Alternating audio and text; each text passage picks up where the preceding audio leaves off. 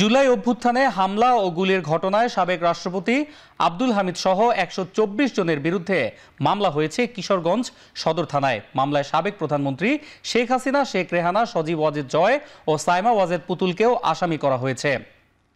সকালে কিশোরগঞ্জ সদর মডেল থানার ভারপ্রাপ্ত কর্মকর্তা আব্দুল্লাল মামুন মামলার বিষয়টি নিশ্চিত করে জানান, তমুল ইসলাম নামে এক ব্যক্তি মামলাটি দায়ের করেছেন। মামলায় সাবেক প্রধানমন্ত্রী শেখ হাসিনা, শেখ রেহানা ও সাবেক রাষ্ট্রপতি আব্দুল হামিদকে যথাক্রমে ১, ২ এবং ৩ নম্বর আসামি করা হয়েছে বলেও জানান তিনি।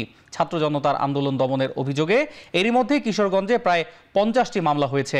তবে এটি প্রথম কোনো মামলা যেখানে সাবেক রাষ্ট্রপতিকে আসামি করা হয়েছে।